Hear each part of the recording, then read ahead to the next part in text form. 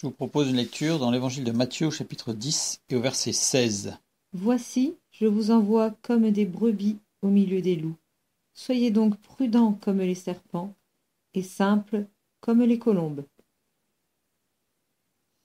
Ce verset concerne nos relations avec les autres et concerne en particulier la méfiance face à ce qui nous est dit. On va lire un deuxième verset dans Marc chapitre 10, verset 15. Je vous le dis en vérité, quiconque ne recevra pas le royaume de Dieu comme un petit enfant n'y entrera point. Ces deux versets nous parlent de simplicité. Dans un cas, c'est de la simplicité dans le contexte d'une relation avec autrui, avec notre prochain et un autre, un tiers. Et dans le deuxième verset, c'est une simplicité dans notre relation avec Dieu. Nous avons déjà vu que nous devons rester dans la simplicité face aux enseignements de Jésus, et alors nous y verrons clair.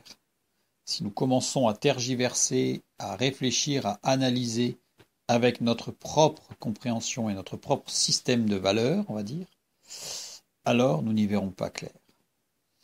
Et si nous demeurons dans cette simplicité dans les relations à autrui avec une base sur les enseignements de Jésus, alors nous garderons cette vision claire, malgré ce qui peut nous être dit et qui pourrait nous embrouiller. Lisons dans Jean chapitre 2, versets 24 et 25. Mais Jésus ne se fiait point à eux, parce qu'il les connaissait tous, parce qu'il n'avait pas besoin qu'on lui rende témoignage d'aucun homme, car il savait lui-même ce qui était dans l'homme. Notre Seigneur Jésus ne se fiait à personne. Et pourtant, il ne soupçonnait jamais le mal. Et jamais il n'avait d'amertume contre quelqu'un. Mais il ne se fiait à personne. Et jamais il ne désespérait de personne. Pourquoi ? Tout simplement parce qu'il mettait Dieu en premier dans sa confiance. Sa confiance était en Dieu avant tout, et non pas dans ce qu'il entendait, dans ce qu'il voyait, ou dans ce qu'il pouvait supposer d'un tel ou d'un tel. Il se fiait absolument à la grâce de Dieu pour n'importe quel homme. Il manifestait totalement ce que nous pouvons lire dans 1 Corinthiens chapitre 13. Nous ne lirons que les versets 4 à 8, mais tout ce chapitre est intéressant dans ce sens. L'amour est patient, il est plein de bonté. L'amour n'est point envieux. L'amour ne se vante point.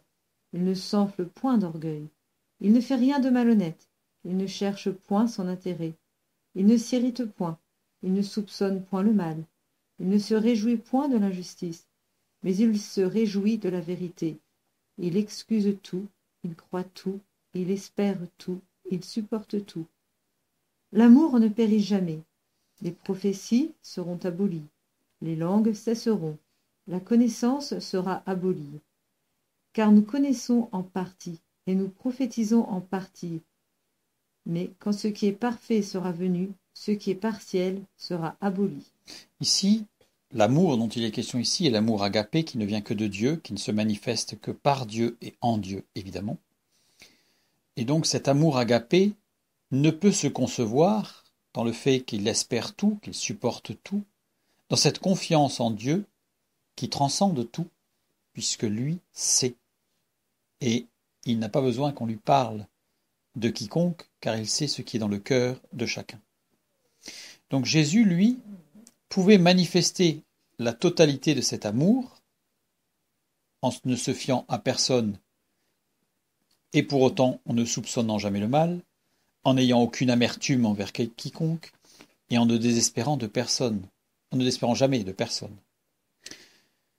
Si je mets ma confiance d'abord dans les êtres humains, je finirai par désespérer de tous.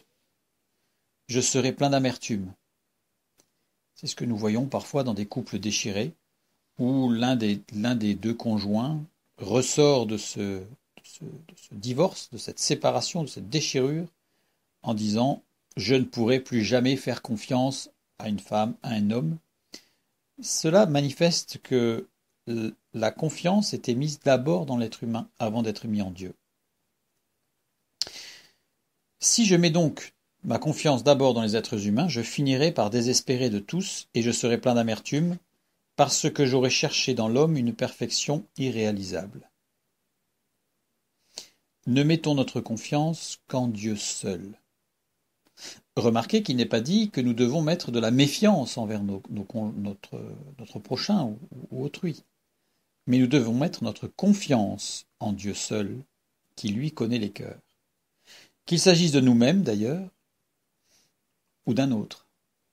Nous pouvons être conscients de nos limites, mais nous faisons confiance à Dieu avant tout.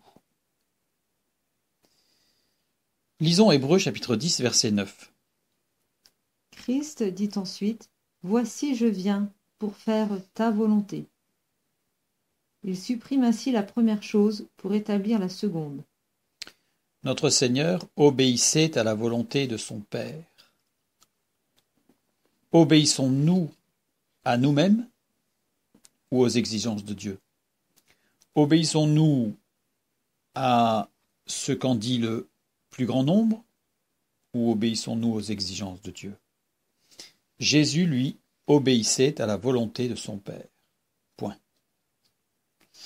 Aujourd'hui, on proclame, on clame, il faut se mettre au travail. Les païens périssent sans connaître Dieu. Allons leur en parler. Témoignons. Rendons témoignage. Distribuons des prospectus, etc. Je ne dis pas qu'il ne faut pas le faire. Mais nous avons avant tout, et je dirais avant tout écrit en gros caractères, à obéir à ce que Dieu exige de nous dans notre fort intérieur, c'est-à-dire dans notre vie intérieure. Le fort intérieur étant, le mot fort ici, F-O-R, est la racine du mot forum. Donc le fort intérieur n'est pas ce qu'il y a au plus profond de nous-mêmes, mais au contraire, c'est ce qui fait le lien entre ce que nous recevons et ce que nous acceptons dans notre intérieur. Donc le fort intérieur, c'est une sorte de place publique dans laquelle on échange les différentes informations, les nouvelles, et c'est de là que nous allons savoir ce que nous prenons et ce que nous rejetons. Et donc Dieu nous demande avant tout d'obéir à sa parole dans notre fort intérieur. C'est alors seulement que Dieu pourra se servir de nous. Si nous lui obéissons dans notre fort intérieur, alors il pourra se servir de nous. Remarquez, je ne dis pas alors nous pourrons agir pour lui. Alors il pourra se servir de nous. Et il nous ouvrira lui-même la voie. Dieu me demande d'être, en quelque sorte, la crèche de Bethléem. Dieu me demande d'être le réceptacle de son Fils, réceptacle dans lequel il pourra grandir, manifester son ministère, son œuvre, tout entière, jusqu'à la croix, et cette fois-ci, sur la croix, ce sera ma nature. Ainsi, je laisserai Dieu dans mon fort intérieur agir, et le but de Dieu, qui est que peu à peu l'homme naturel soit transfiguré en moi par la vie de son Fils, eh bien ce but sera atteint, se développera en moi, et je devrai manifester toujours davantage la puissance de Christ qui grandira en moi. En veillant à ne rien entrer d'autre que son enseignement, c'est-à-dire en étant prudent comme les serpents, c'est-à-dire en prenant garde à tout ce qui rentre, alors nous laisserons Dieu agir, nous obéirons avant tout, conformément à la parole, nous obéirons avant tout à ce que Dieu exige de nous dans notre fort intérieur. Ne l'oublions pas, Dieu me demande d'être la crèche de Bethléem, mais par ailleurs il dit attention, car celui qui ne rentre pas par la porte qui est Christ dans cette crèche est un mercenaire qui ne vient que pour détruire. Et soyons simples comme des colombes. La colombe a pour elle, pour se défendre, la simplicité. À la moindre variation, au moindre changement, elle s'envole et elle disparaît. Soyons simples comme des colombes et prudents comme des serpents vis-à-vis de notre prochain et d'autrui, dans ce que nous recevons. Ne laissons pas tout entrer en nous tel quel, mais filtrons tout au travers de notre simplicité face aux enseignements de Jésus. Alors nous y verrons clair et nous continuerons à avoir une vision claire.